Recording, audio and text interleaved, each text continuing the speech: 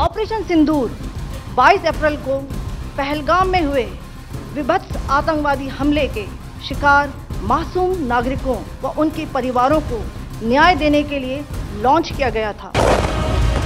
প্রত্যাঘাতের operation সিঁদুর, দাঁতের বদলে দাঁত, চোখের বদলে চোখ। মঙ্গলবার রাতেই তা দেখিয়ে দিয়েছে ভারতীয় সেনাবাহিনী। জম্মু ও কাশ্মীরে নৃশংস জঙ্গিহানার 15 দিনের মাথায় পাকিস্তানে প্রত্যাঘাত হেনেছে ভারত। অপারেশন সিঁদুর স্ট্রাইকে গুঁড়িয়ে গিয়েছে পাকিস্তানের এবং পাক অধিকৃত কাশ্মীরের জঙ্গি ঘাঁটিগুলি।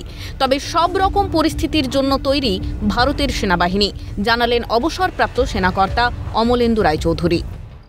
আমরা মারবো, ওরা খালি সহ্য করে যাবে, এটা তো ঠিক নয়।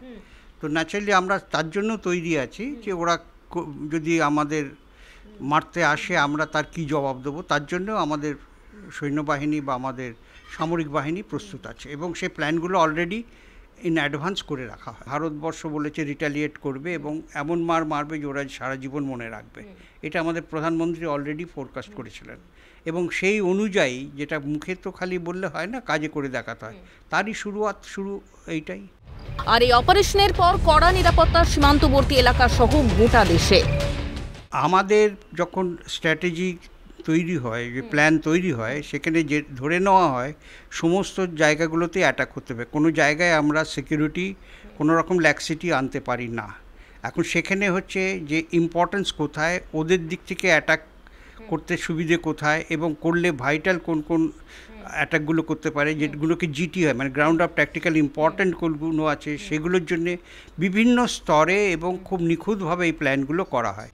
ইতিমধ্যেই বুধবার জম্মু কাশ্মীরের একাধিক জেলায় সমস্ত শিক্ষা প্রতিষ্ঠান বন্ধ রাখার নির্দেশ দেওয়া হয়েছে। জম্মু, সাম্বা, কাঠুয়া, রাজৌরি এবং পুঞ্চ জেলায় সব সরকারি ও বেসরকারি স্কুল, কলেজ ও অন্যান্য শিক্ষা প্রতিষ্ঠান বন্ধ থাকার ঘোষণা করেছে জম্মু বিভাগের কমিশনার।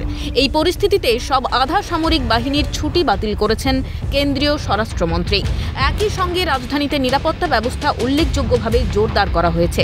সতর্কতামূলক ব্যবস্থা হিসেবে গুরুত্বপূর্ণ স্থানগুলিতে অতিরিক্ত পুলিশ ও আধা সামরিক বাহিনী মোতায়েন করা হয়েছে। সূত্রের খবর, জম্মু ও কাশ্মীরের লেফটেন্যান্ট জেনারেল মনোজ সিনহা এবং মুখ্যমন্ত্রী ওমর আবদুল্লার সঙ্গে প্রতি মুহূর্তে যোগাযোগ রাখছেন কেন্দ্রীয় স্বরাষ্ট্রমন্ত্রী অমিত শাহ। উপত্যকার বাসিন্দাদের সীমান্ত এলাকা থেকে নিরাপদ স্থানে সরিয়ে দেওয়ার নির্দেশও দিয়েছেন তিনি। পাশাপাশি নাগরিকদের জন্য বাংকার তৈরি রাখতে বলা হয়েছে, যাতে বিপদের সময় নিরাপদ আশ্রয় নিতে পারেন সকলে। আপদকালীন পরিস্থিতির জন্যও প্রস্তুত থাকতে বলা হয়েছে কাশ্মীর প্রশাসনকে। তবে সন্ত্রাস দমনে এবং পাল্টা আঘাতের জবাব দিতে সদা প্রস্তুত দেশের বীর জওয়ানেরা। ক্যামেরায় নিখিল দাসের সঙ্গে রেশমি দাসের রিপোর্ট, ক্যালকাটা নিউজ।